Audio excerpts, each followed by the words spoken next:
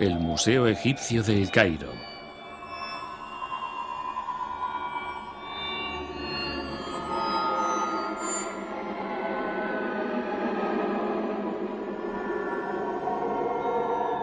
Primera parte.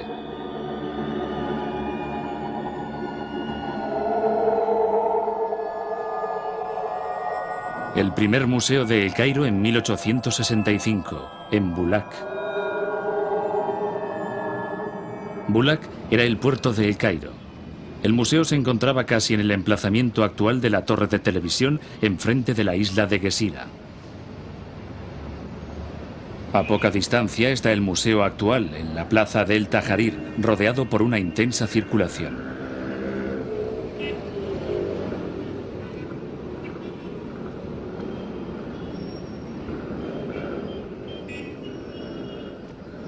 En el jardín del museo hay un modesto parterre de papiros. Esta planta, tan extendida en el antiguo Egipto, no existe actualmente en estado natural. Se calcula que unos 3.000 turistas visitan diariamente el museo, cerca de 1 millón al año.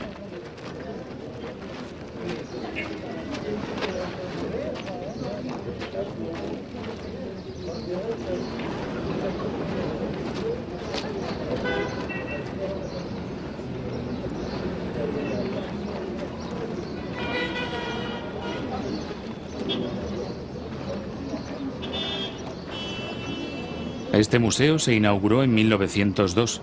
Fue proyectado por un arquitecto francés, Marcel Durugnon, para reemplazar el antiguo museo.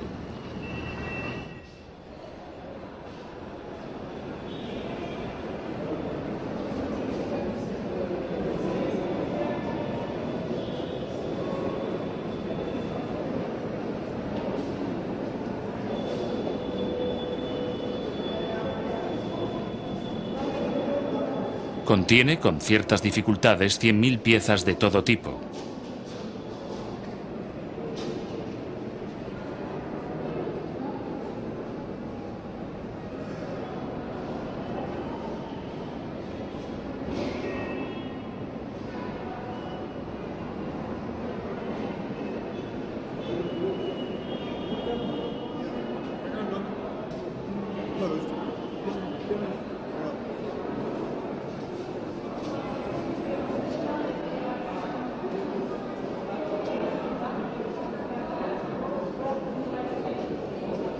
En las salas del museo se encuentran objetos sorprendentes y muy distintos unos de otros.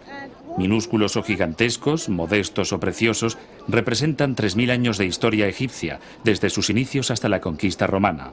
Esta paleta protodinástica es una sencilla placa de pizarra, igual que esta otra paleta en forma de cabra de la misma época.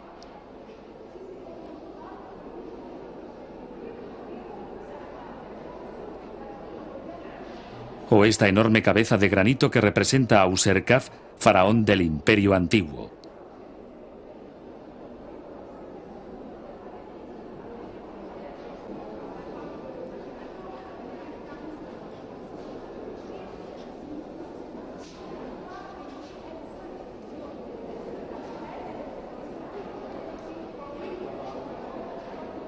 O este ureo, de 6 centímetros de altura, de oro con incrustaciones de lapislázuli y cornalina. ¿Por qué no evocar un modelo vienés de principios del siglo XX pintado por Klimt cuando vemos esta pequeña cabeza de madera del Imperio Medio? El artesano que concibió este hipopótamo de Fayenza no dudó en pintar sobre el mismo objeto su entorno acuático. Encima de este fragmento de piedra caliza, un humanista explica una fábula 800 años antes de Esopo. Esta diosa Tueris, de esquisto verde, es una obra maestra de habilidad artesanal muy en el estilo del período tardío. También es, cosa nada extraña en el arte egipcio, una obra maestra del humor. Si seguimos el juego de coincidencias, ese retrato tejido de época romana parece un autorretrato de Paul Klee. Lo que no ve el turista, el taller de restauración del museo.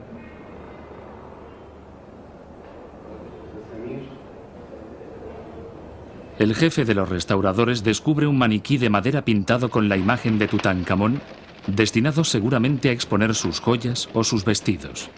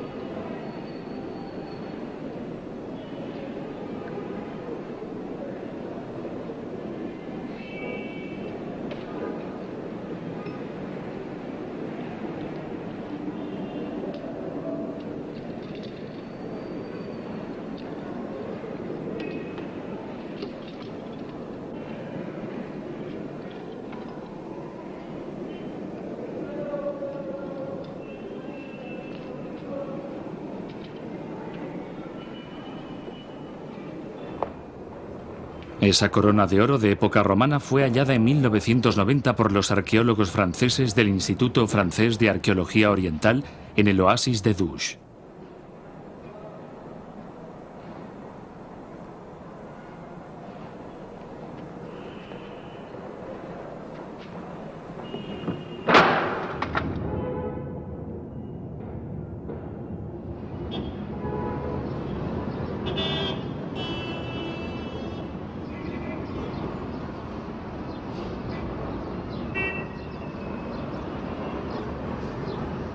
La tumba de Auguste Mariette, el fundador del primer museo de El Cairo, se encuentra en el jardín del actual museo.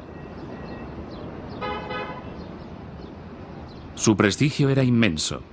Fue a Egipto para comprar manuscritos coptos. Sin embargo, en 1851 descubrió el Serapeo de Memphis y se hizo famoso de un día para otro.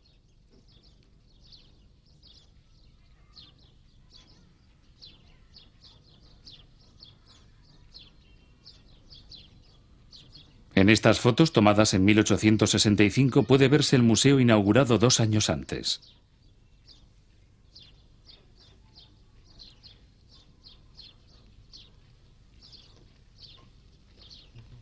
El puerto de Bulak y su barco ofrecido por Ismail Pachá, el Qasr el Heir.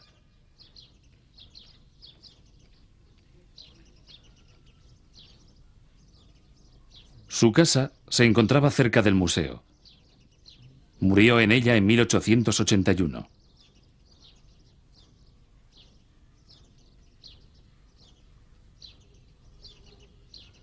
Su esposa, fallecida de cólera en El Cairo unos años más tarde. Sus hijas Sophie y Josephine. Su hijo Tadí. La perra Bargut. La gacela Finette. Su amigo y colaborador Théodile de Veriat cuenta: Mariette Bey nos acompañó al Serapeo. Después de habernos hecho esperar unos instantes en la oscuridad, nos introdujo inmediatamente en la galería principal, iluminada por unos 200 niños sentados a la egipcia, inmóviles como estatuas. Cada uno sostenía una vela encendida.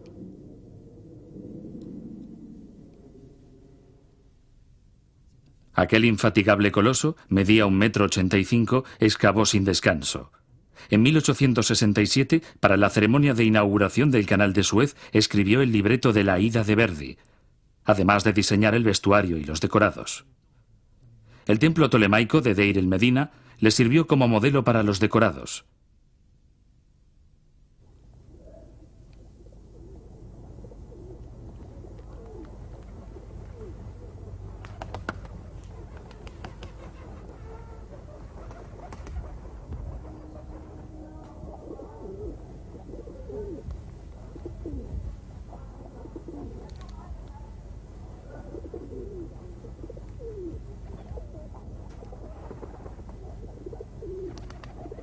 Fue nombrado director de antigüedades, bey y finalmente pachá. Miembro del instituto en 1878, murió en Bulak y su primera tumba fue levantada entre su casa y el museo.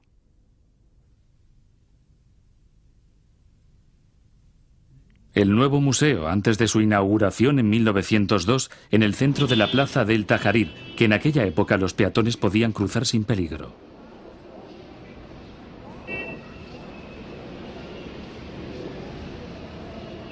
Los objetos más bellos del museo nos guiarán paso a paso por la historia de Egipto.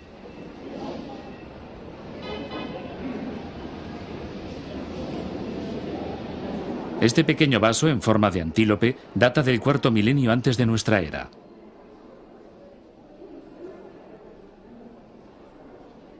Esta paleta de esquisto, conocida como la paleta de Narmer, es uno de los objetos expuestos más antiguos. Data de 3000 años antes de nuestra era. Narmer está considerado como el primer faraón. Fue el quien unificó el Alto y el Bajo Egipto. Nar, el pescado; Mer, el cincel. El rey, tocado con la corona del Bajo Egipto, y sus enemigos decapitados. Dos animales fantásticos entrelazados simbolizan la unión de las dos partes de Egipto.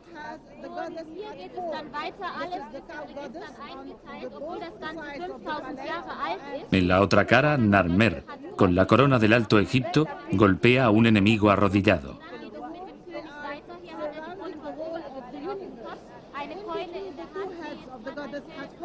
We have the seraph in which the name of the pharaoh is included, and this is Narmer. 3000 años antes de nuestra era, este retrato realista de un conquistador ya mostraba la habilidad alcanzada por los artesanos. Dos discos de la primera dinastía. Montados sobre un eje, giran sobre sí mismos y forman parte de un juego cuyas reglas ignoramos. Todos estos objetos proceden de las excavaciones efectuadas en Saqqara, 30 kilómetros al sur de El Cairo. Los trabajos actuales presentan muchas semejanzas con los que se realizaban en el siglo XIX. Los obreros, bajo la dirección de un raíz, excavan la tierra, la transportan en capazos y llenan unas vagonetas móviles.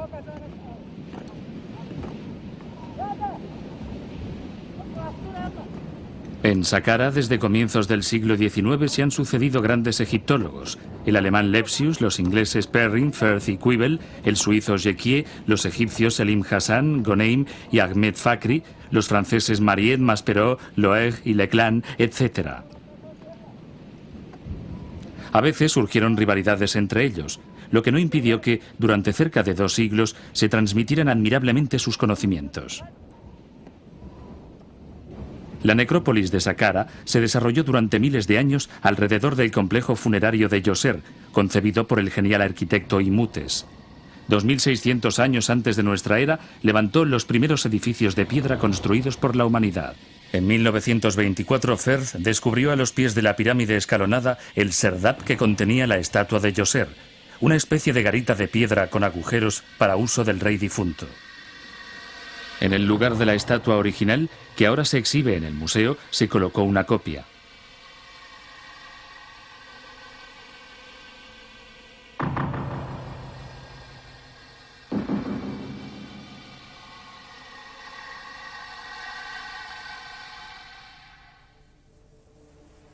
Para encontrar el nombre de Djoser, Neterierjet, y admirar las baldosas de fayenza que cubrían los muros de las cámaras funerarias, es necesario bajar a los sótanos de la tumba sur.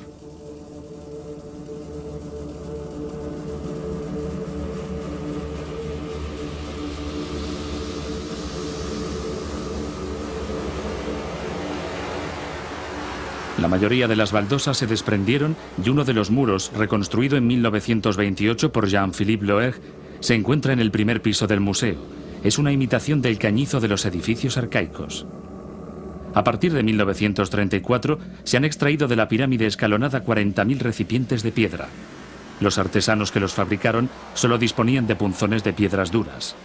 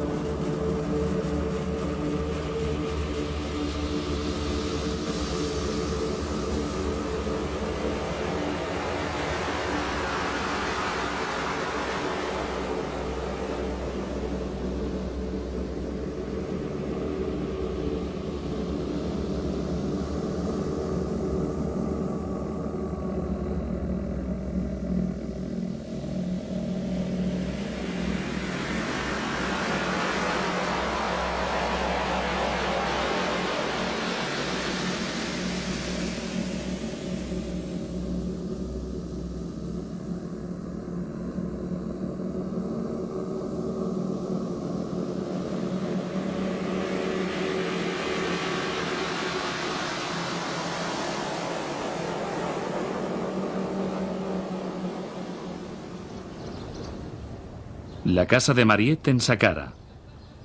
De aquí salía para recorrer a caballo la meseta de Saqqara. Hoy, la casa ha desaparecido y su emplazamiento se ha convertido en lugar de encuentro para turistas con un kiosco de bebidas.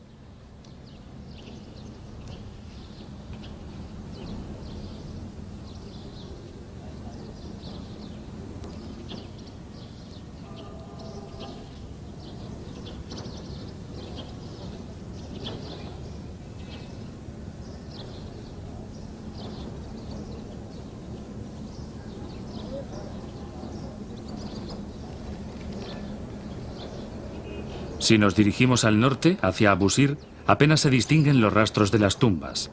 Las mastabas, antes visibles y hoy cubiertas de arena.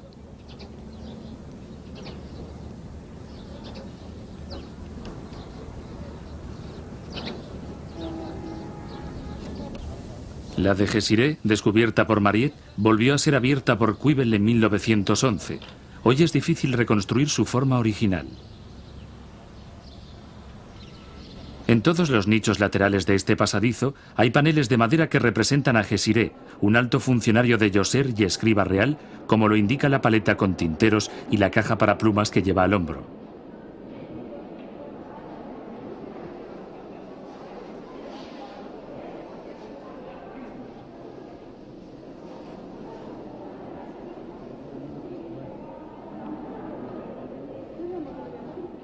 Su nombre, G. Si. D.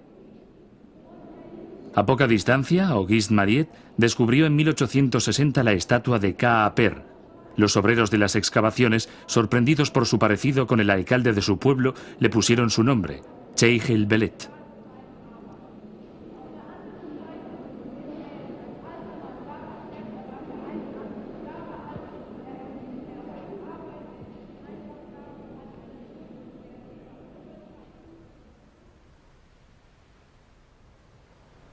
El templo de Kefren, en Giza.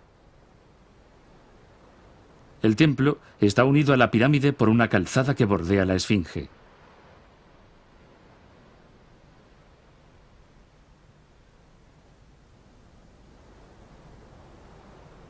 Su cara podría ser el retrato del rey Kefren. Mariette exploró el lugar en 1855 y realizó numerosos dibujos y acuarelas.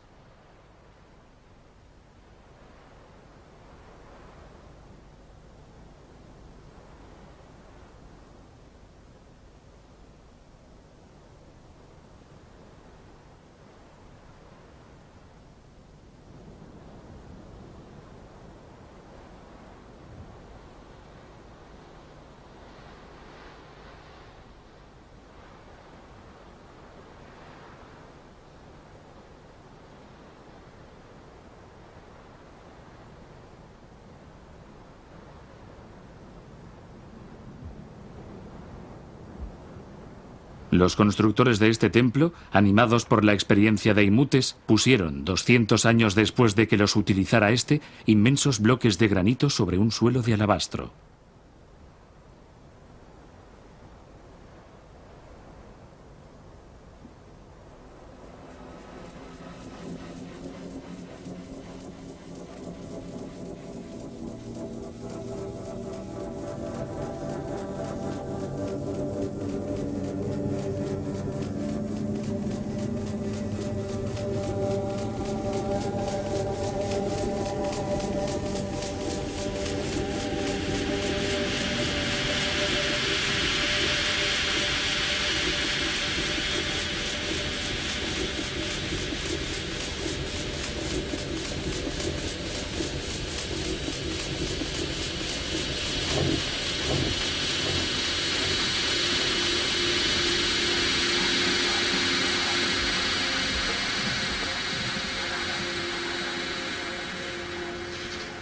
En esta antecámara hay una cavidad de la cual Mariette extrajo en 1860 esta estatua de Kefren de diorita veteada.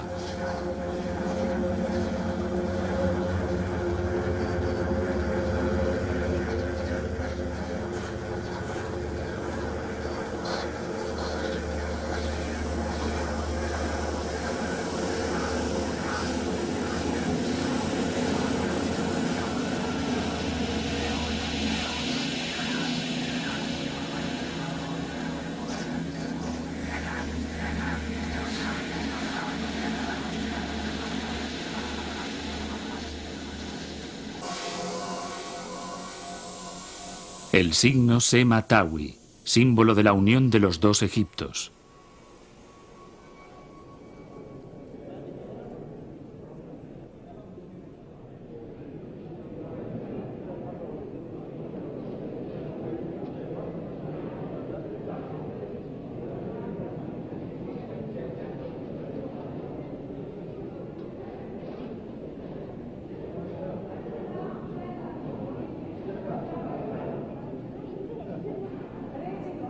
En la misma sala del museo vemos un muro de la mastaba del príncipe Rahotep.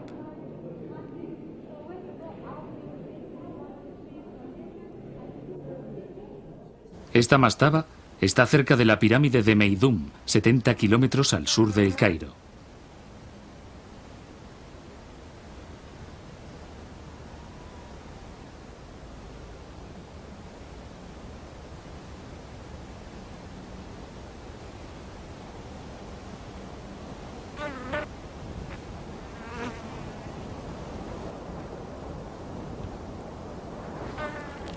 En 1871 la mastaba fue abierta por Daninos, que trabajaba para Mariette.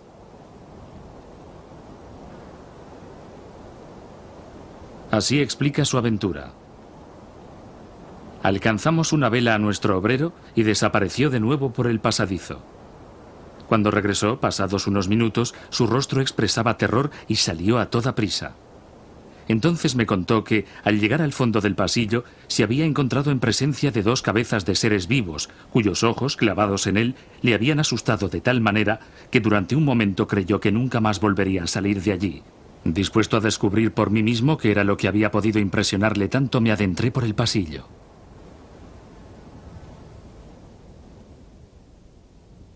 ¿Cuál no fue mi estupefacción cuando me encontré en presencia de dos cabezas admirablemente modeladas cuyos ojos, iluminados por la luz que yo sostenía, tenían una mirada tan viva que realmente inquietaba? Una envoltura de bronce que representaba los párpados engarzaba el globo formado por un fragmento de cuarzo blanco veteado de rosa, en cuyo centro un trozo de cristal de roca de superficie ligeramente curva representaba la pupila.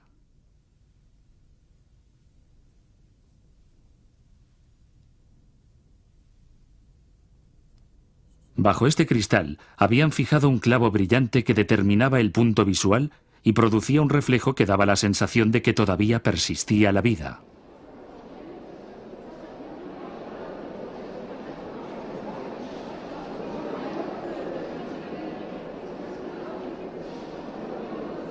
El pasillo de la planta baja, consagrado al Imperio Antiguo, conduce a la estatua de otro gran dignatario de aquella época, Ti, cuya mastaba fue descubierta en 1861, también por Mariette.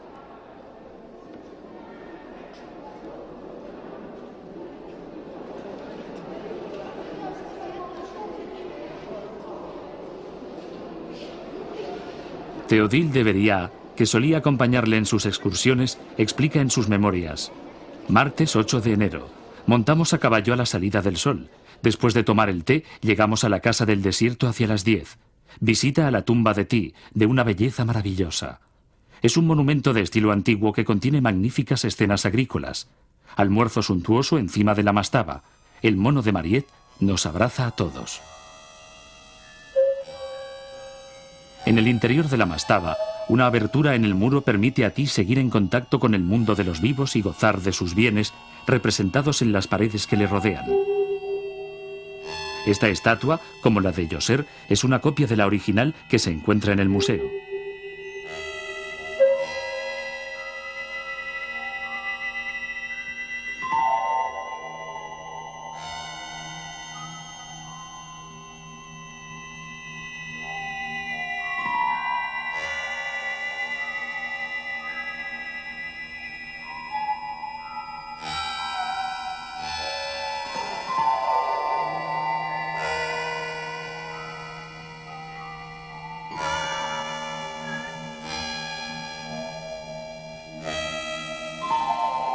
Este tal vez sea el primer bodegón de la historia de la pintura.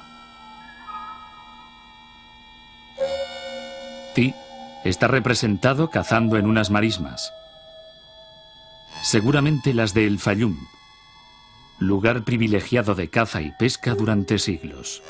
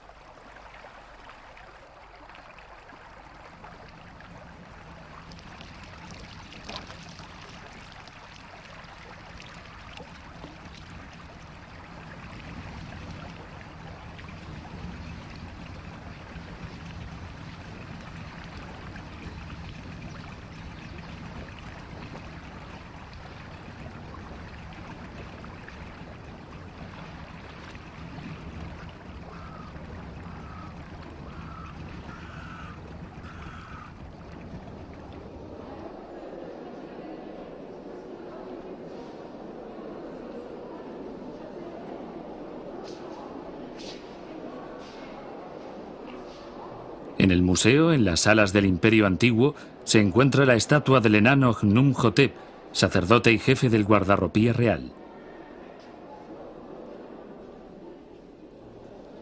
Y la mayor estatua de metal conservada, la de Fiope I, faraón de la sexta dinastía.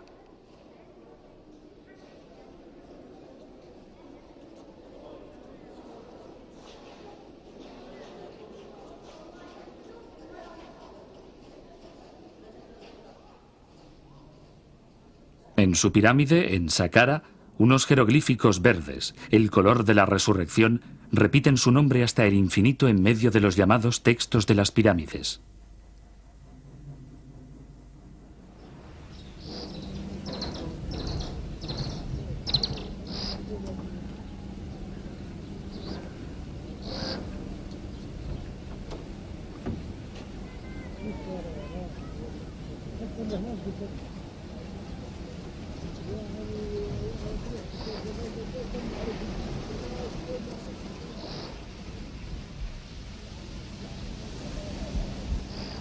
En tiempos de la sexta dinastía, el poder monárquico se disgregó y Egipto volvió a vivir bajo un régimen feudal parecido al que había precedido al Imperio Antiguo.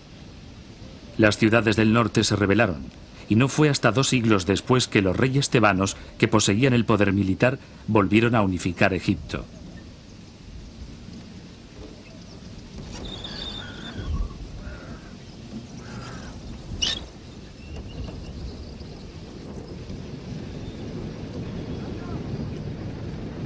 Memphis ya no fue la capital, sino Tebas, situada 700 kilómetros al sur.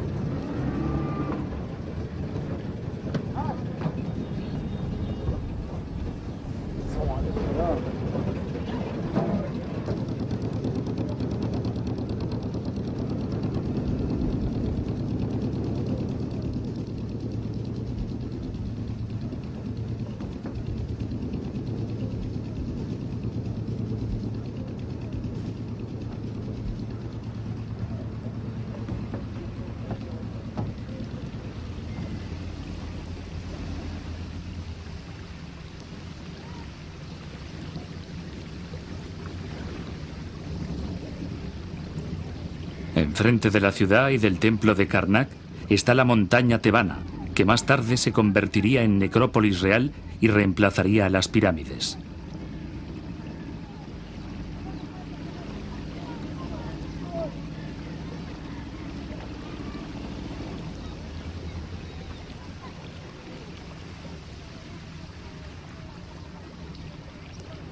En 1900, Howard Carter, que se haría famoso en 1922 con el descubrimiento de la tumba de Tutankamón, era inspector del Servicio de Antigüedades y redactó este informe. Volviendo a casa a caballo, después de una ligera llovizna, la tierra cedió bajo las pezuñas de mi caballo y caímos los dos a tierra. Mirando por un agujero que se había abierto en el suelo, vi fragmentos de piedras labradas de lo que deduje que debía ser, sin duda, algo importante, probablemente una tumba. En este templo funerario de Mentuhotep II, en Deir el-Bahari, Carter encontró la estatua de este faraón. Es la imagen de la fuerza. Acababa de pacificar Egipto después de un período de disturbios y la estatua le muestra, aún siendo el rey tebano, con la corona roja del Bajo Egipto.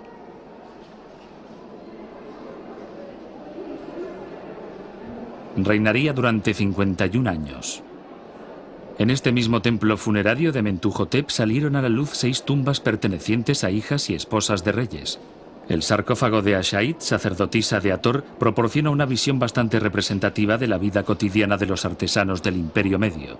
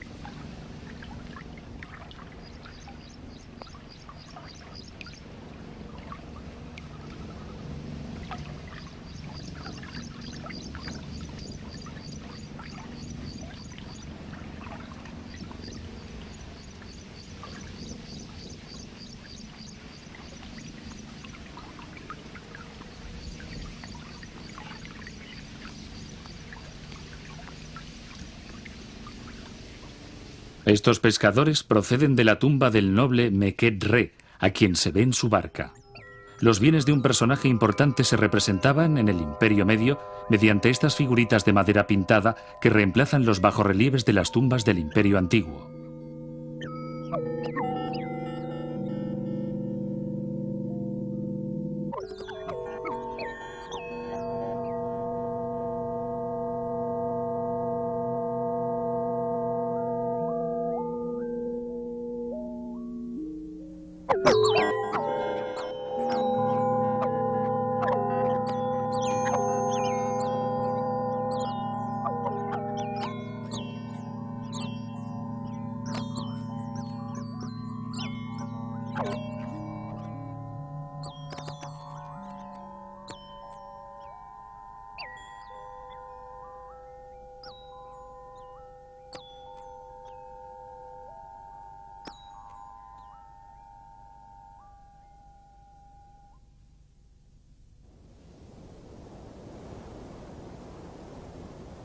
El americano Winlock descubrió la tumba de Meket Re en un circo rocoso cercano a Deir el-Bahari.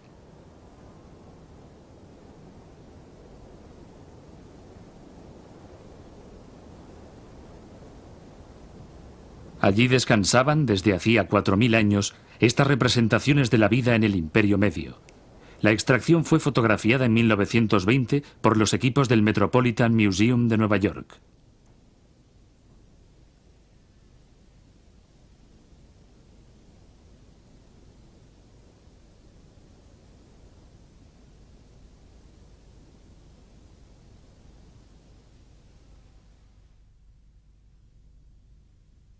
Puede saberse la posición exacta de todos los objetos por los dibujos y las fotos publicadas por Winlock.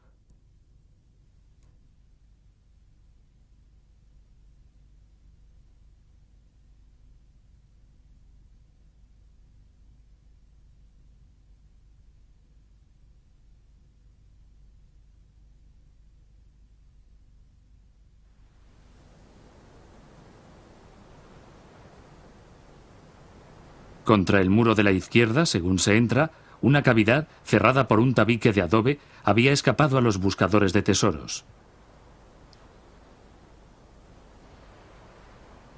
Una parte del tabique se había hundido, y todos los objetos se encontraban en el mayor de los desórdenes.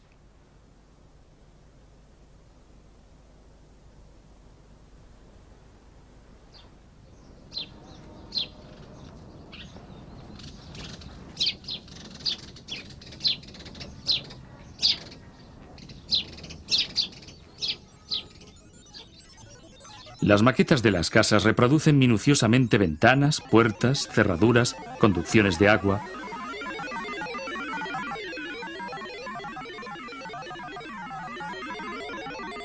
También hay representaciones de carpinteros y tejedoras en sus talleres.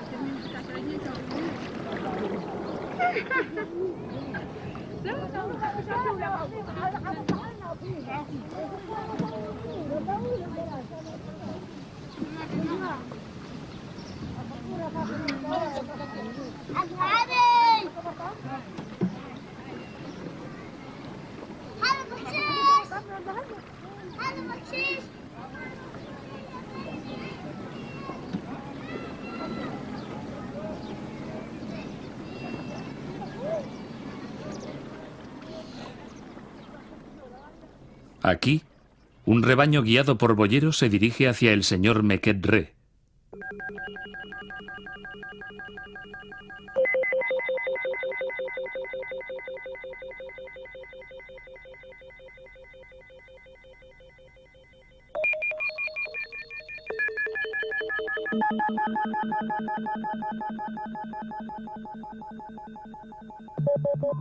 Meket Re, rodeado de escribas, cuenta su ganado.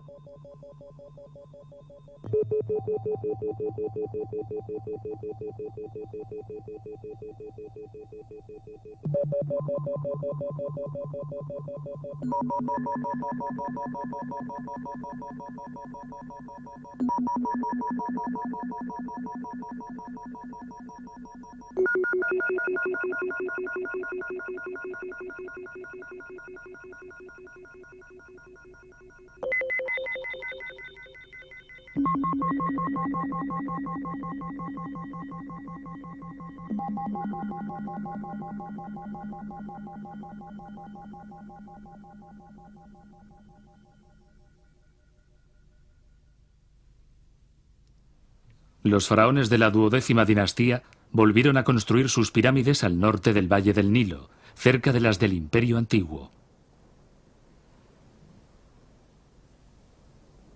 En 1894, el arqueólogo francés Jacques de Morgan excavó en Dashur la pirámide de Sesostris III, situada a 50 kilómetros al sur de El Cairo. De Morgan cuenta: con solo 1 o 2 recorridos no es posible establecer las zonas más interesantes ni determinar los puntos importantes de una necrópolis. Debe vivirse, digámoslo así, en medio de la arena y dar tiempo suficiente al espíritu para sacar conclusiones a partir de los 1000 pequeños detalles observados. El museo posee esta estatua de granito de Sesostris III.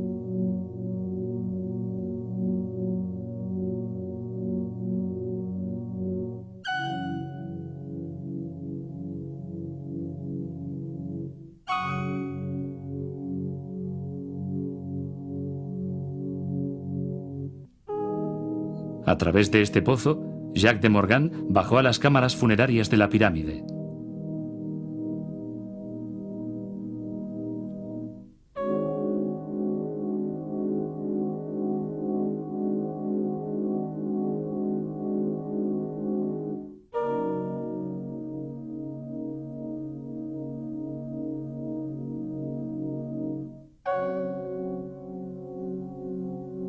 El 8 de marzo de 1894 descubrió los tesoros de las princesas Mereret y Sat Hathor.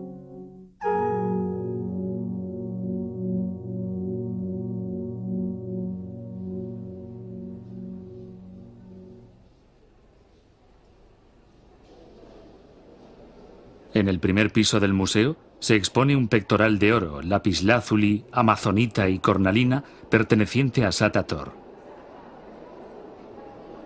También otro de Mereret, de oro, turquesa, lapislázuli y amatista. Este ceñidor de Mereret representa unas cabezas de leopardo de oro unidas por perlas de amatista.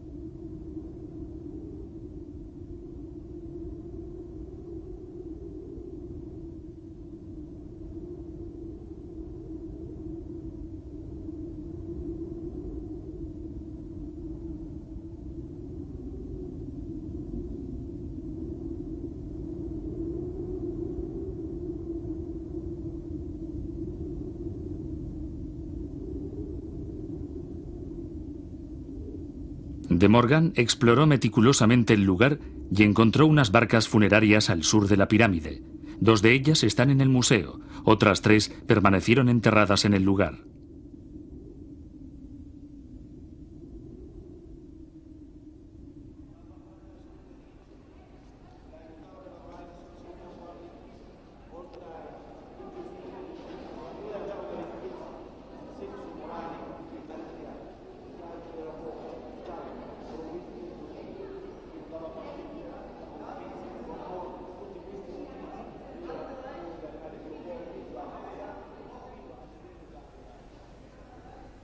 El año siguiente, 1895, De Morgan redescubrió la pirámide de Amenemes II, señalada por Lepsius.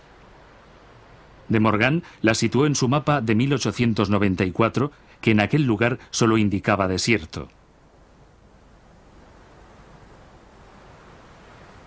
La verdad es que incluso hoy es muy difícil encontrar cualquier rastro de ese complejo funerario. Una vez más, De Morgan volvió a descubrir allí un tesoro: joyas de las princesas Ita y Ghnumet.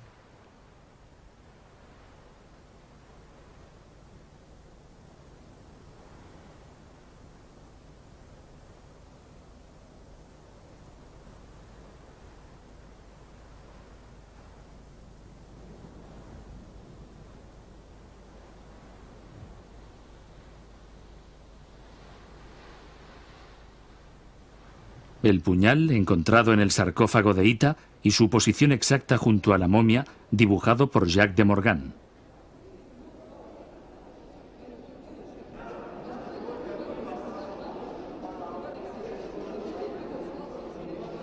Después, 2 de los collares de Ghnumet.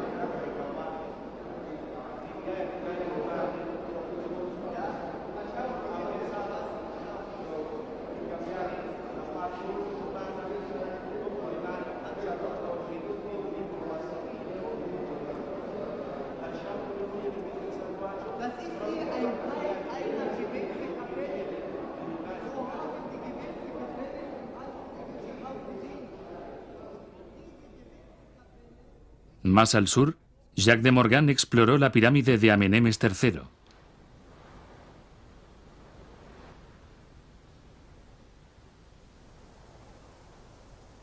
El museo expone esta asombrosa estatua de granito negro de Amenemes.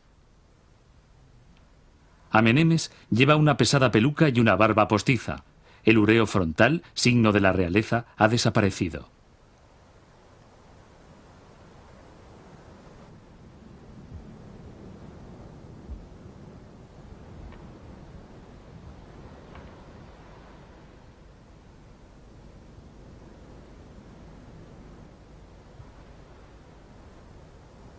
Más tarde se encontraría en el desierto el piramidión que cubría esta pirámide.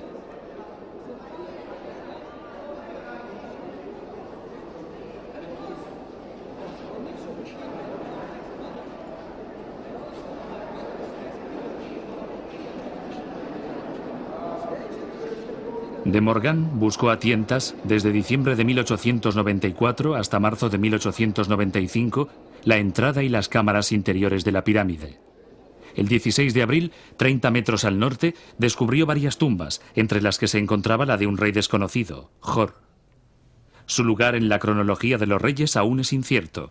Una diferencia de opiniones sobre esta cuestión enfrentaría durante mucho tiempo a Gaston Maspero y Jacques de Morgan. Jor fue hallado en una naos, una cámara de madera, y coronado por el signo K, que representa su fuerza vital. Un período aventuroso para Egipto termina con el fin de la 12ª dinastía. Al igual que el Imperio Antiguo, el tiempo de la monarquía absoluta se convertiría gradualmente en una época confusa y poco conocida. Unos invasores extranjeros, los Hyksos, tomarían el poder y habrá que esperar al Imperio Nuevo para volver a encontrar un Egipto unificado.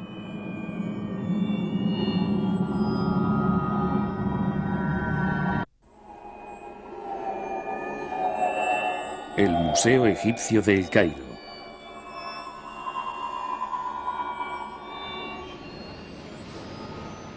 La plaza del Tajarir, en El Cairo, dominada por la ciudadela y el casco antiguo.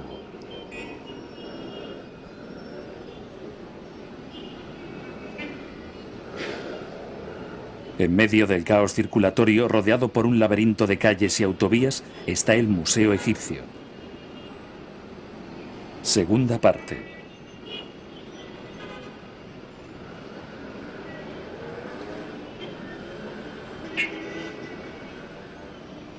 Después de haber visto las salas del Imperio Antiguo y del Imperio Medio, sigamos a uno de los 3000 turistas que entran diariamente en el museo y descubramos el Imperio Nuevo, que se sitúa a unos 16 siglos antes de nuestra era. Amosis I fue el primer rey de la 18ª dinastía. Liberó a Egipto de los invasores hicsos. Auguste Mariette, el director de antigüedades y del museo, descubrió en 1859 el tesoro de Amosis y de su madre, Ajotep, que se expone en el primer piso del actual museo. El Jedive le había ofrecido un barco para facilitarle sus continuos desplazamientos. En la cubierta del barco es el primero a la izquierda y domina con su altura a Théodule de Veriat, Henri Perer y Arthur Roné. Su hijo Tadí le acompañó en sus viajes desde la edad de 2 años. Aquel día comunicaron a Mariette el descubrimiento, enfrente de Luxor, de las joyas de la reina Ajotep y le dijeron que el gobernador de Kena se había apoderado de los objetos. De Veriat cuenta: Mariette tuvo la feliz idea de conseguir una orden ministerial que le confería el derecho de detener todos los barcos que llevaran antigüedades y trasladarlas a bordo de su vapor. Nada más llegar a un punto a partir del cual ya no podíamos avanzar, vimos el humo del barco que llevaba los restos de la momia faraónica. Al cabo de media hora, los 2 vapores se abordaron. Hubo entonces bastantes negociaciones. Viendo que no se alcanzaba ningún acuerdo y obligado a llegar al límite ante una resistencia obstinada, Mariette repartió unos cuantos puñetazos. A uno le dijo que lo tiraría por la borda, a otro que le quemaría el cerebro, a un tercero que lo enviaría a galeras y a un cuarto que haría que le colgaran. Finalmente, y gracias a todo ello, se decidió trasladar las antigüedades a nuestro barco a cambio de un recibo. 10 minutos más tarde, volvíamos a Bulak.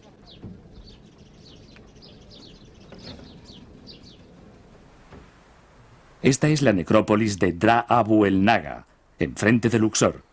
En la actualidad, nadie puede determinar el lugar exacto de la tumba de Ajotep, descubierta por los obreros de Mariette.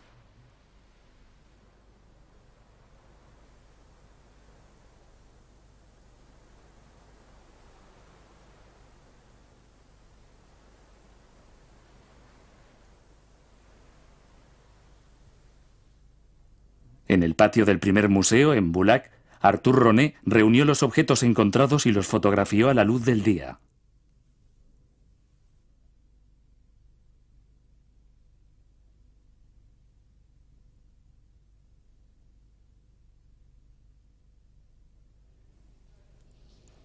El sarcófago de la reina Ajotep está en el primer piso del actual museo. Es un hermoso sarcófago de madera estucada y dorada que imita el plumaje de un pájaro que es el jeroglífico que representa el alma. De su cadena de oro de sextuple malla cuelga un escarabajo de oro y lapislázuli de 3 centímetros.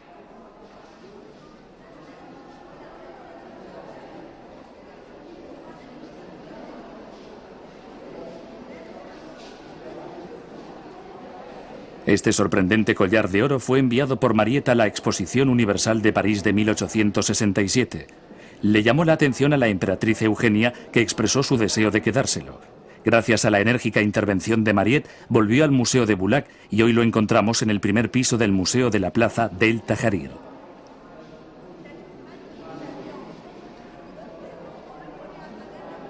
El hacha de Amosis es de cobre y madera de cedro, cubierta por hojas de oro. En la hoja se leen los nombres y títulos del soberano libertador. Su puñal está hecho de electrón y piedras semipreciosas. La hoja, nielada en esmalte oscuro, presenta una decoración de hilos de oro.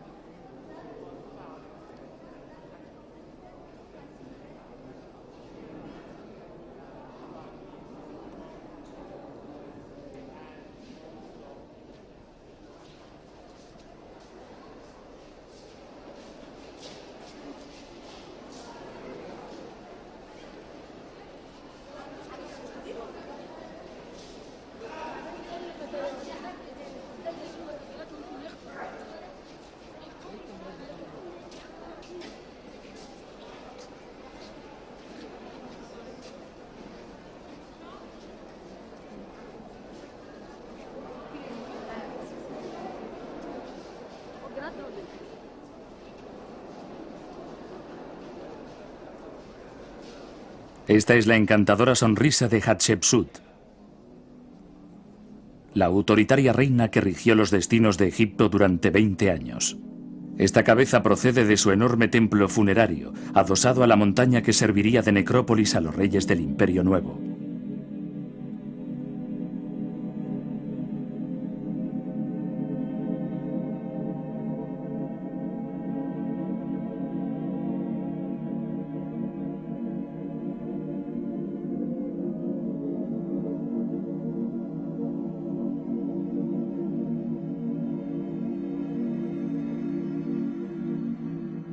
Esta esfinge, con su imagen, se encontraba en una rampa de acceso al templo. Una inscripción nos revela su nombre, Maat Karre, amada por Amón y dotada eternamente de vida.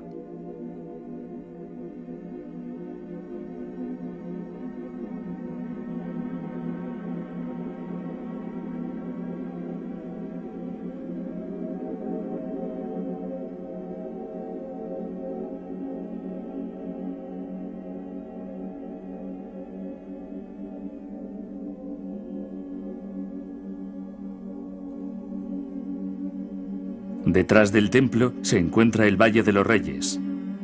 Hatshepsut mandó construir allí una de sus 2 tumbas.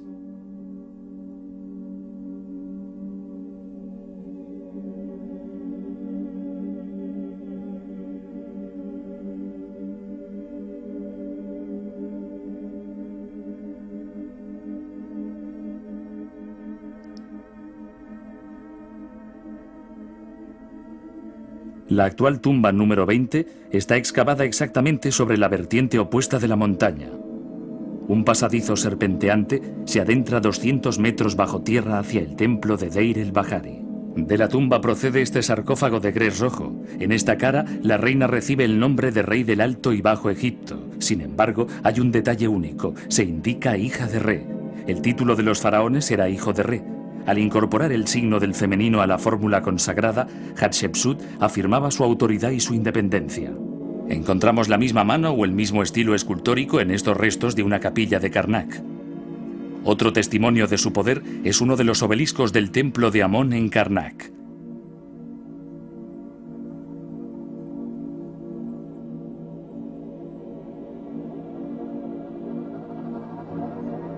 Un arquitecto inspirado, Semmut, levantó los monumentos a mayor gloria de Hatshepsut. Construyó su tumba lo más cerca posible del templo de la reina en Deir el-Bahari.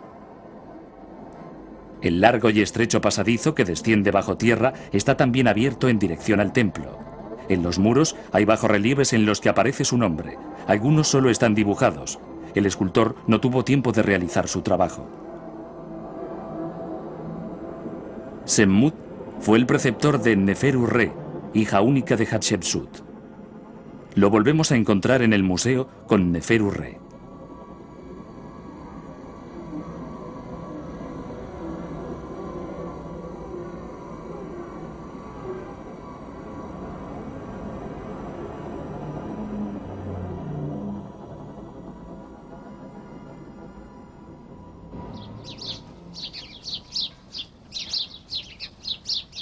Tutmosis III sucedió a Hatshepsut y, molesto sin duda por una regencia demasiado larga, borró sus representaciones y su nombre de diversos relieves.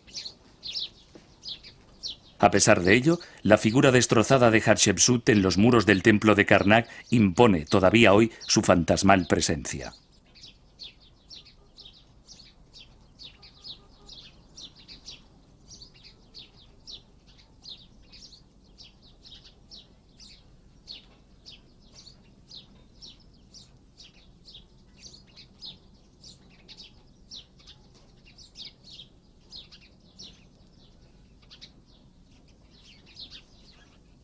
El triunfante Tutmosis III construyó esta parte del templo de Karnak.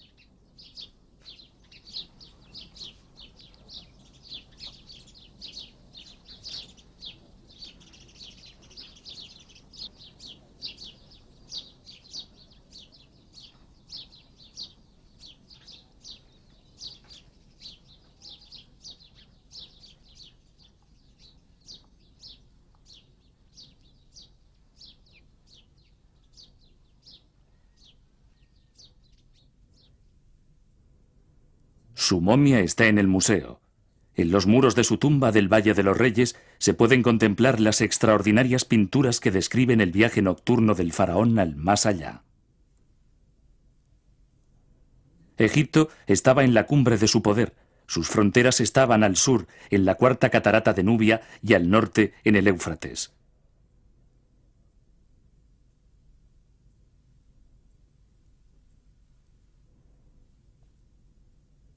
Georges Legrand dirigió a comienzos de siglo las obras de restauración de Karnak que mostró a Camille Saint-Saëns. En 1903 descubrió enterrado en el patio del séptimo pilono una estatua, después 2, después 10. En 5 años se extrajeron 751 estatuas y 17.000 objetos de aquel refugio que finalmente fue cegado, sin quizás haberse vaciado totalmente.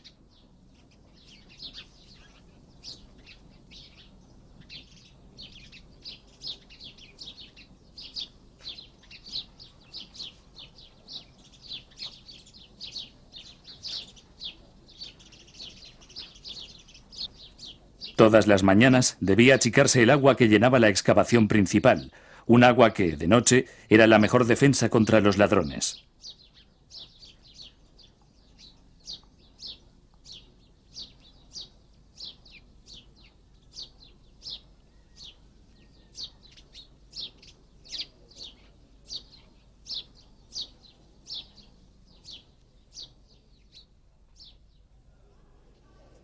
Entre las estatuas que se encontraron estaba la de Tutmosis III.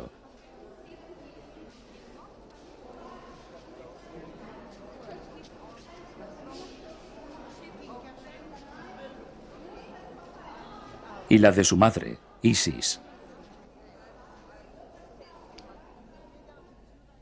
En 1913, Legrand descubrió una serie de estatuas al pie del 10º pilono. 2 de ellas representan a Amenhotep, hijo de Hapu, alto funcionario de la 18ª dinastía. En 1901, Legrand ya había hallado en el patio que se abre frente al pilono una estatua del mismo personaje.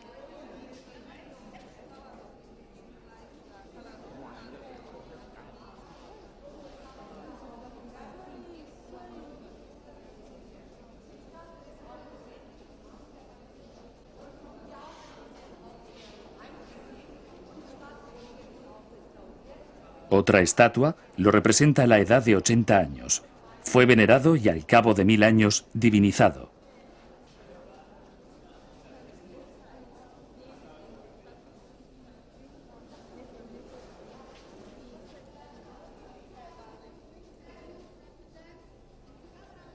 Del mismo lugar se extrajo una clepsidra de alabastro que servía para medir el tiempo.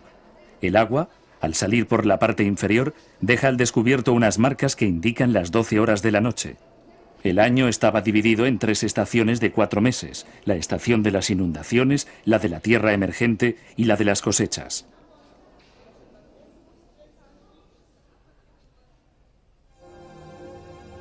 Bajo Rameses III, el templo de Amón en Karnak empleaba a 81.322 personas y comprendía 433 jardines y 2.393 kilómetros cuadrados de campos. El 18 de diciembre de 1903, Legrand descubrió 2 metros bajo tierra, en la gran sala hipóstila de Karnak, la estatua del alcalde de Tebas, Sennefer, y de su mujer Senaí, nodriza real.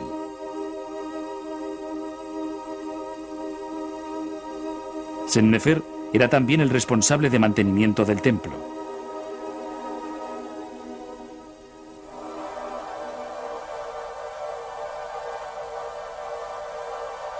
La estatua de Sennefer muestra la imagen de un hombre satisfecho y que ha triunfado en la vida, con una ligera obesidad y un collar de oro de 4 vueltas.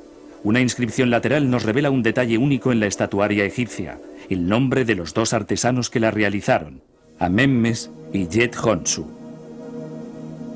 La tumba de Sennefer se encuentra en la otra orilla del Nilo, entre las casas del pueblo de Gurna.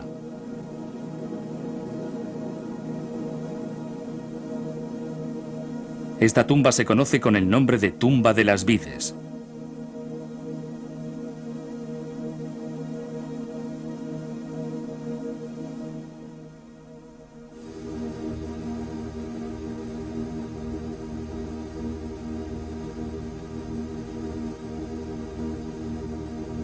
Sobre la representación de Sennefer y su esposa, los pámpanos de la vid, surgidos de una única cepa, se extienden por todo el techo.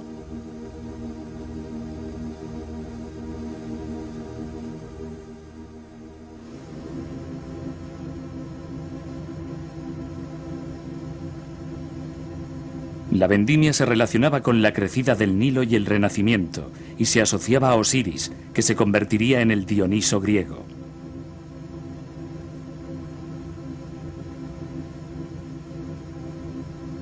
El pintor utilizó las ondulaciones del techo para acentuar el realismo de los racimos de uva.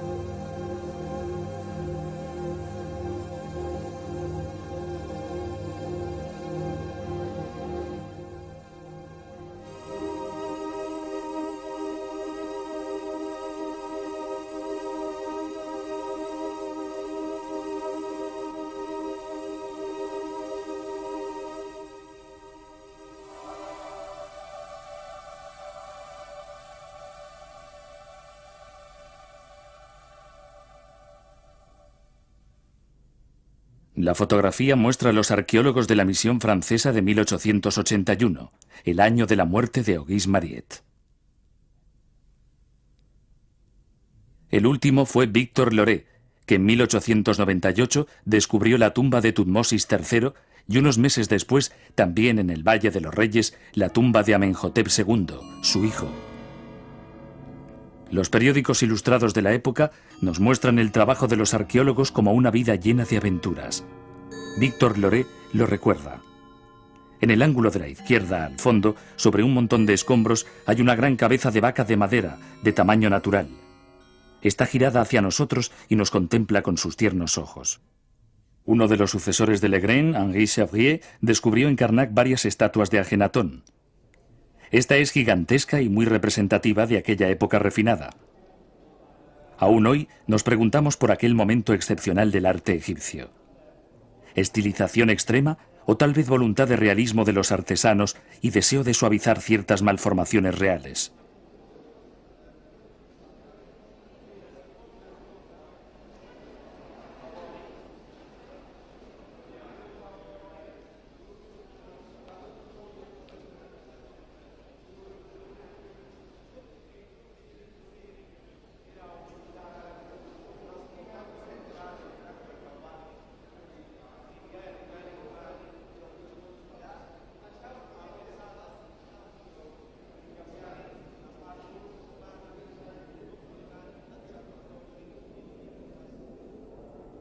Esta cabeza de Nefertiti, la esposa de Ajenatón, de 36 centímetros de altura, realizada en cuarcita, procede de un taller de escultura de Tel el Amarna.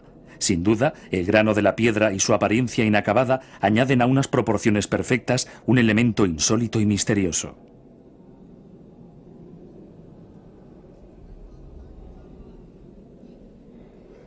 En el primer piso está la entrada de la galería que contiene el tesoro de Tutankamón, el lugar más visitado del museo.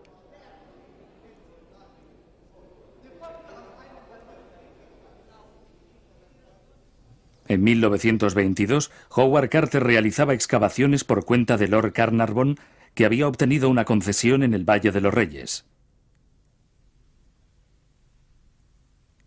Los resultados fueron decepcionantes. Antes de dar por terminada la campaña, hizo un último intento en la entrada de la tumba de Rameses VI. El 4 de noviembre de 1922 encontró el inicio de una escalera y entonces llegó el éxito. El increíble descubrimiento de una tumba real intacta.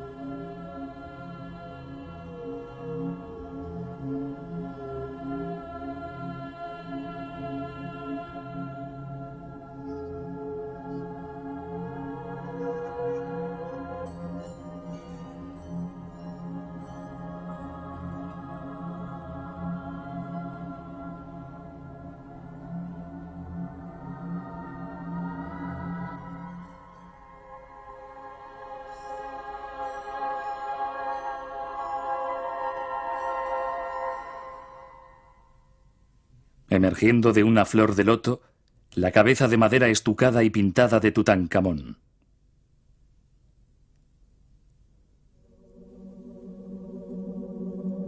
En el interior de la tumba, los objetos se amontonaban en un desorden inextricable que puede observarse en las fotos de Harry Barton.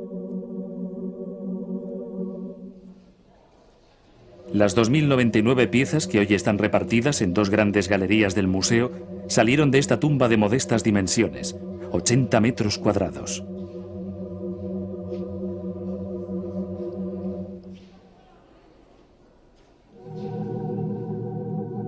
En una sola antecámara se inventariaron 700 objetos. Este lecho ritual de madera dorada tiene unas cabezas de hipopótamo a imagen de la diosa Tueris. La lengua está teñida de rojo y los dientes son de marfil. El trono, descubierto bajo este lecho, es de madera recubierta de hojas de oro y plata. Está decorado con pasta de vidrio coloreado y piedras semipreciosas. La escena que muestra a Tutankamón y a su esposa, Angesenamón, todavía está realizada en el estilo amarniense de la época de Ajenatón, una mezcla de gracia y de familiaridad. Cuando el culto solar a Atón impuesto por Ajenatón fue declarado herético, volvió a restaurarse el culto a Amón y Tutankamón pasó a llamarse Tutankamón. El brazo del trono conserva indicios de las peripecias políticas de la época y aún lleva el primer nombre del faraón: Tut Ang Atón.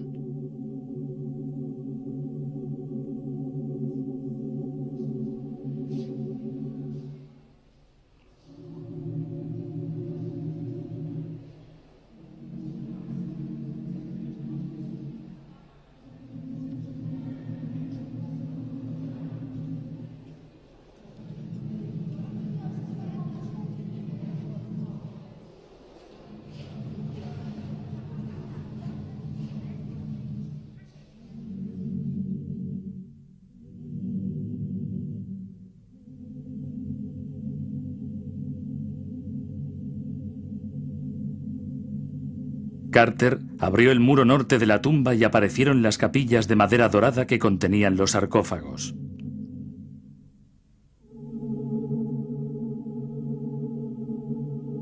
Aún son visibles las marcas puestas por los carpinteros para facilitar el montaje. Aquí, delantera sur. Allí, trasera sur.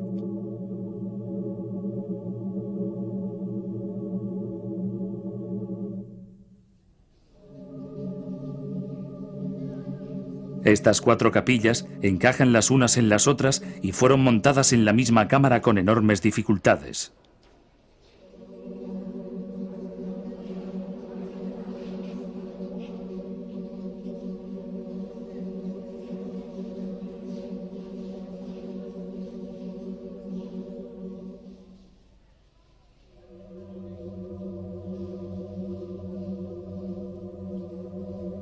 Las capillas contenían un gran sarcófago de cuarcita que tenía en su interior otros 3 sarcófagos. 2 están expuestos en el museo, mientras que el tercero permanece en la tumba.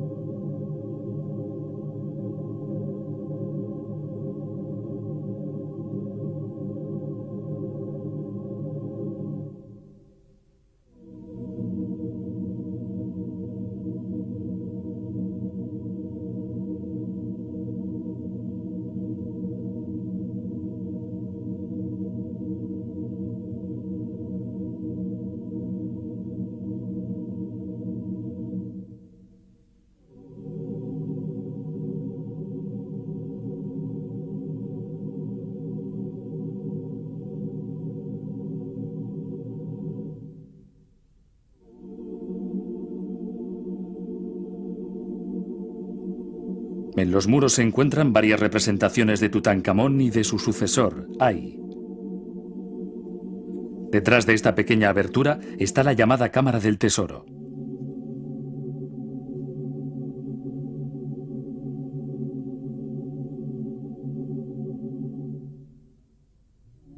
Aquí se encontraron varios cofres repletos de bellísimas joyas.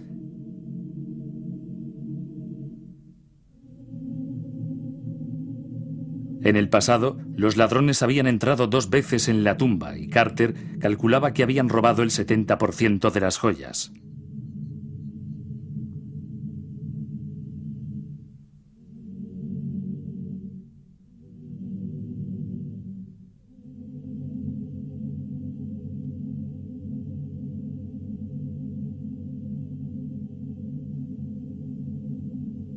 Esta estatuilla de oro seguramente representa al propio Tutankamón. De una altura de 5,5 centímetros, lleva alrededor del cuello un collar de perlas de colores.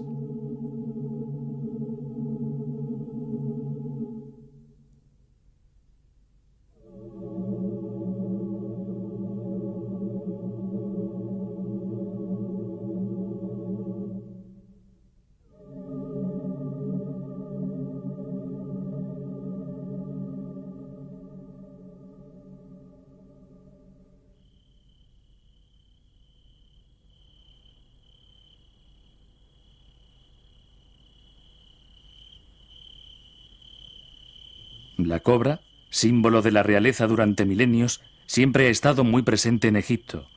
Esta, que perdió sus dientes, pertenece a un encantador de serpientes profesional.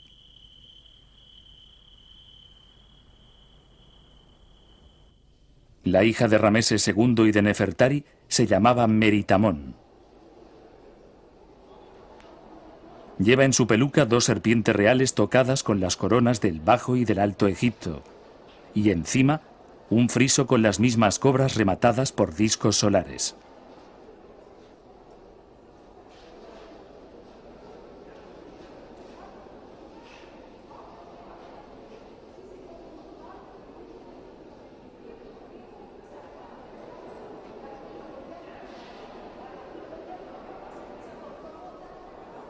El fin del Imperio Nuevo fue una época de gran prosperidad para Egipto. En las tumbas privadas se encuentran testimonios de una elegancia refinada.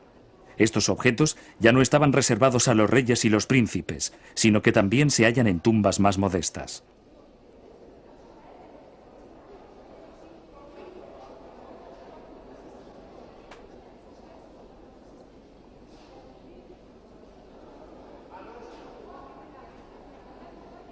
Un espejo formado por una placa de metal reflectante.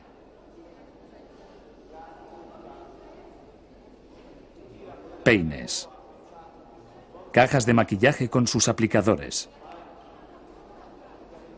Había dos clases de kohl, el verde y el negro.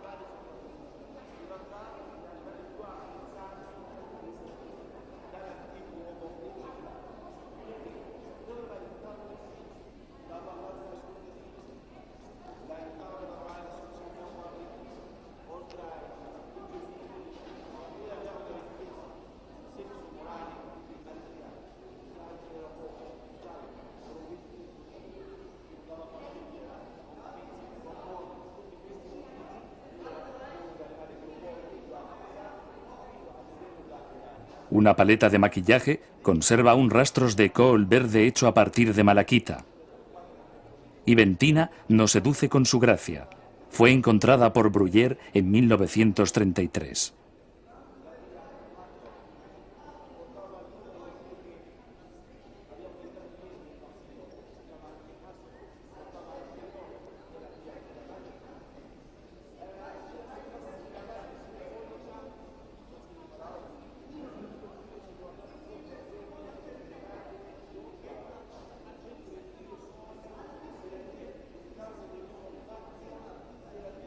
En un texto literario del Imperio Medio, el canto del arpista puede leerse: el tiempo transcurrido en la tierra es la duración de un sueño. Los artesanos utilizaban estas óstraca, estos fragmentos de piedra, como libretas de apuntes en los que se expresaban libremente. De este agujero, en Deir el Medina, Bruguière extrajo 30.000 óstraca.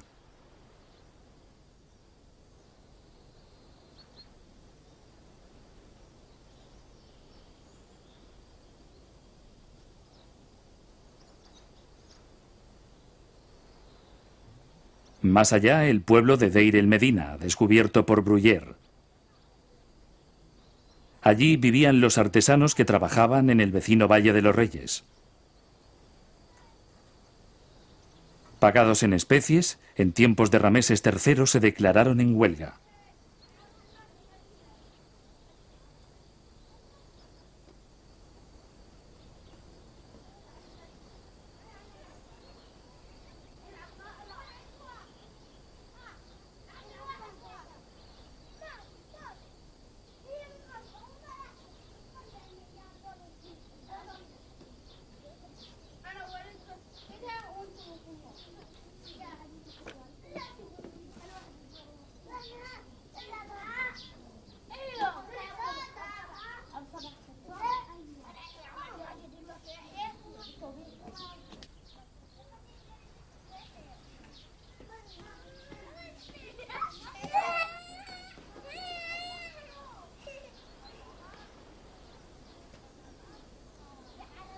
Algunos de los artesanos se hicieron construir tumbas cerca de allí, como Senetjem.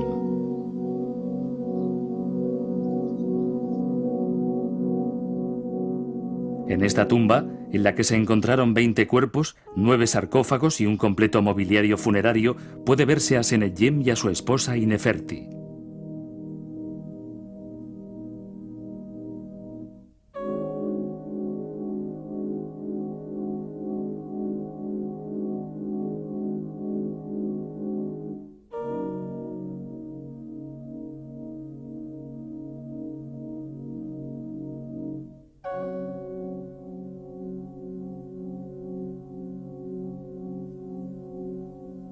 La puerta pintada del panteón está en el museo. En la cara interior puede verse a Senetjem y a su esposa ante una mesa cubierta de ofrendas. Visten ropa de lino, llevan pelucas y sobre la cabeza conos de grasa perfumada.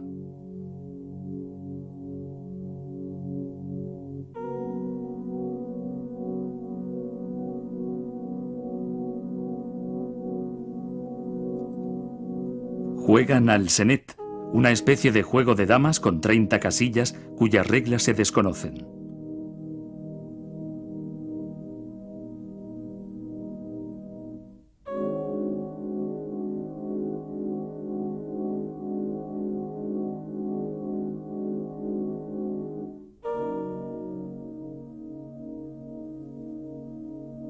En la otra cara, Senetjem ante Osiris.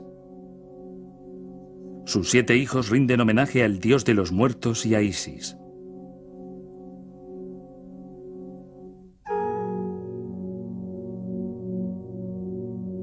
De la misma tumba es este jarro de tierra cocida y pintada.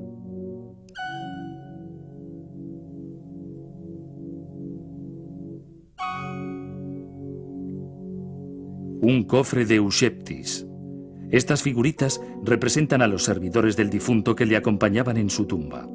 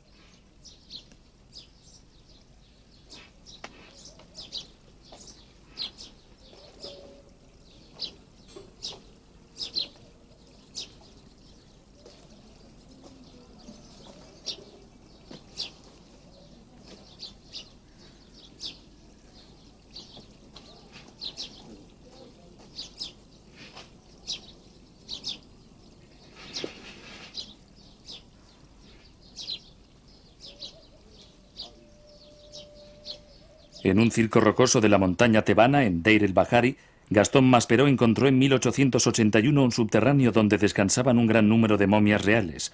En una época de disturbios, los grandes sacerdotes de Amón las habían depositado allí para liberarlas de los saqueadores de tumbas. Pero este escondrijo era conocido por los habitantes de Gurna y regularmente se ponían a la venta objetos que intrigaban a Maspero. Una indiscreción lo puso sobre la pista. El escondrijo fue descubierto y algunos aldeanos arrestados. Los ataúdes y las momias entrevistos fugazmente a la luz de una vela llevaban nombres históricos. Allí se hallaron 18 reyes y a su lado Maat Karre, adoratriz divina, esposa de Pinetjem.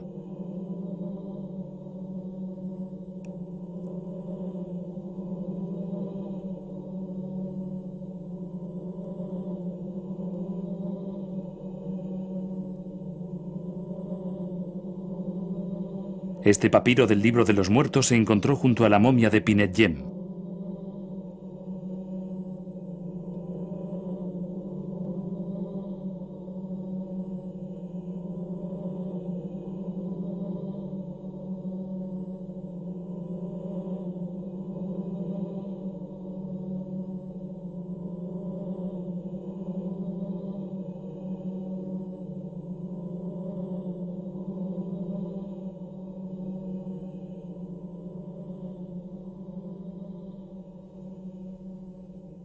En palabras de Maspero, hubo bastante con 48 horas de enérgico trabajo para exhumarlo todo, pero solo habíamos realizado la mitad de la tarea. Debíamos llevar el convoy a través de la llanura de Tebas y cruzar el río hasta Luxor. Muchos de los sarcófagos acarreados por 12 o 16 hombres tardaron de 7 a 8 horas en ir de la montaña a la orilla. Es fácil imaginarse lo que fue este viaje bajo el polvo y el calor del mes de julio. Finalmente, el día 11 por la tarde, todas las momias y los sarcófagos se encontraban en Luxor. Al cabo de 3 días llegó el vapor del museo. Curiosamente, de Luxor a Kuft, a ambas orillas del río, las mujeres siguieron el barco profiriendo lamentos y los hombres disparaban los fusiles como si estuvieran en unos funerales.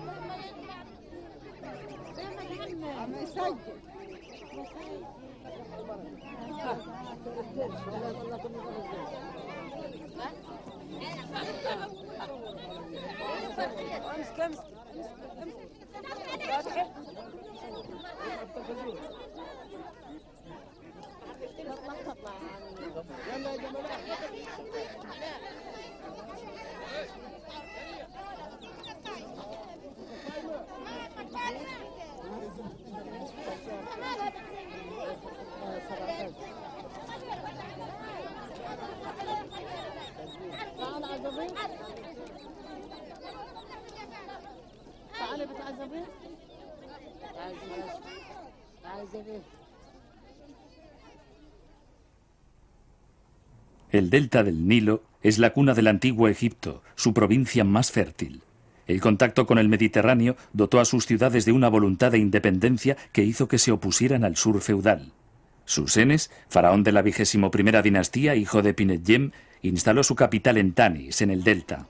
Se apropió de estas esfinges con la imagen de Amenemes III y puso su nombre donde había el de aquel faraón del Imperio Medio.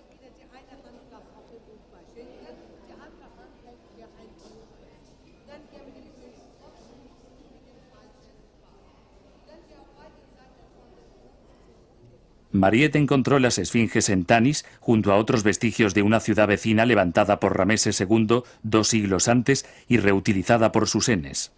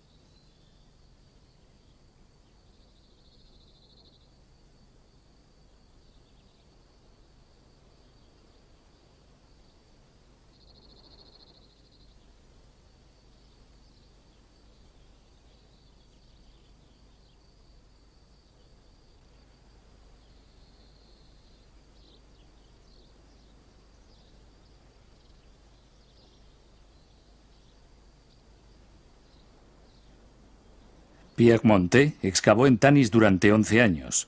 El 17 de marzo de 1939, a las puertas de la Segunda Guerra Mundial, descubrió la necrópolis real de Tanis y la tumba de Susenes.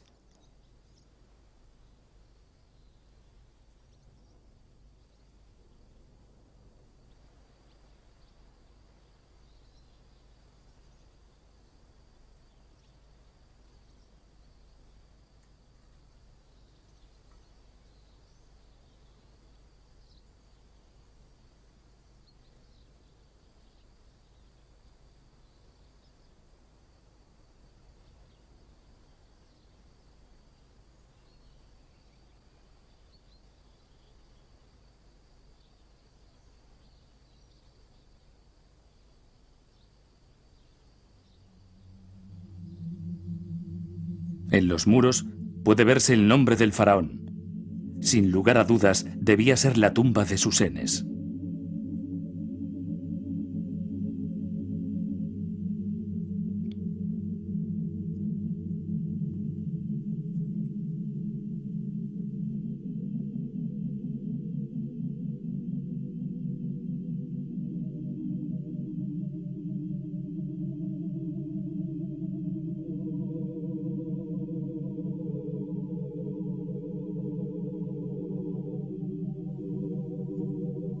Puede leerse su nombre, la estrella que se levanta encima de la ciudad, amado por Amón. Pero encontraron un sarcófago que no era el esperado, el de Sensonki II, un desconocido.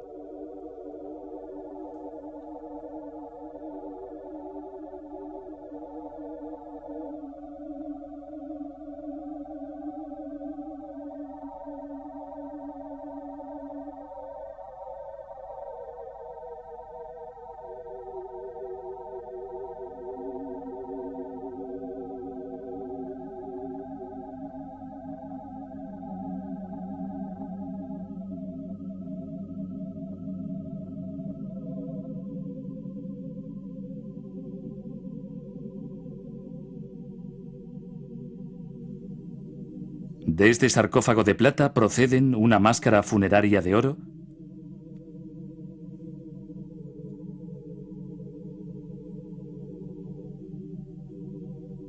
y este pectoral.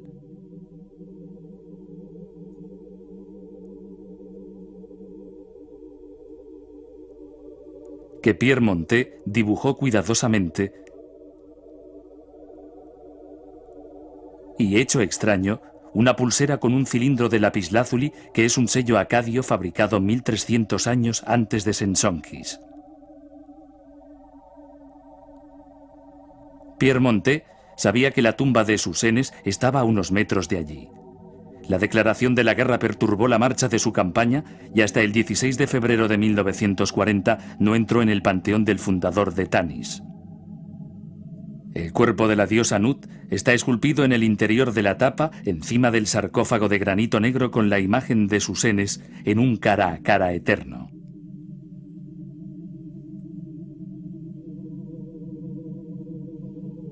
En el interior del ataúd de granito había un sarcófago de electrón que ahora se expone en una galería del primer piso.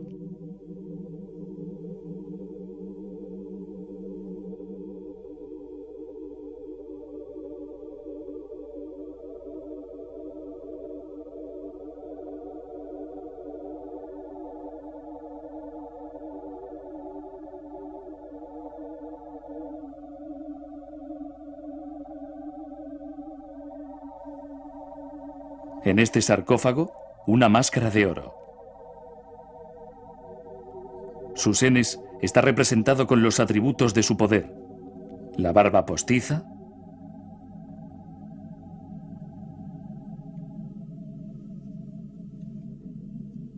el tocado nemes y el ureo que le protege de sus enemigos.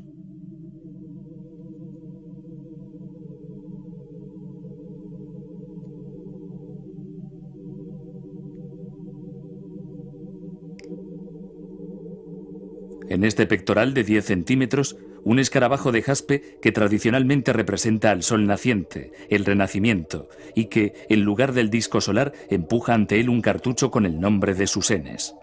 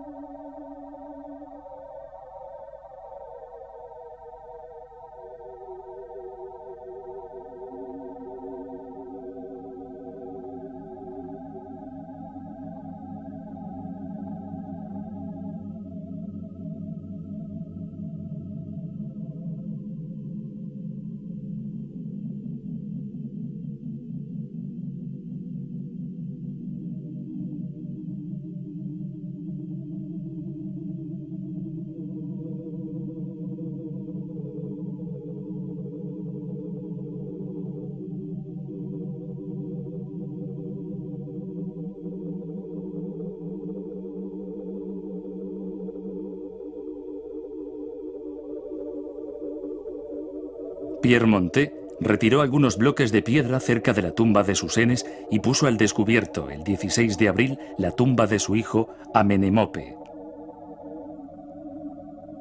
Al pie del sarcófago, entre los restos de objetos destruidos por la humedad, este aguamanil de oro.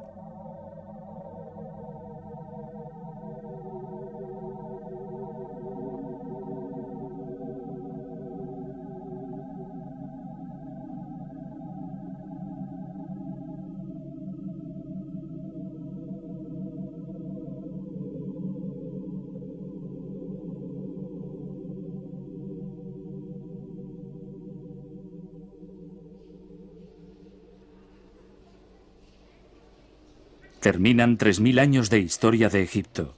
El visitante, cansado, apenas se detiene ante el sarcófago del bailarín enano Teo,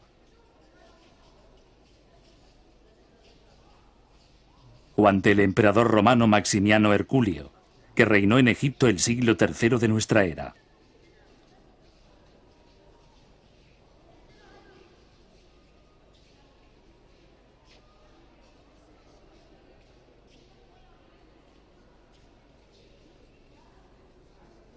Estas pinturas a la cera, llamadas de El Fayum, representan algunas personas acomodadas del período de la ocupación romana. Sabemos que los flamencos inventaron 12 siglos más tarde la pintura al óleo, pero esta pintura egipcia nos parece muy próxima a Velázquez y a Goya.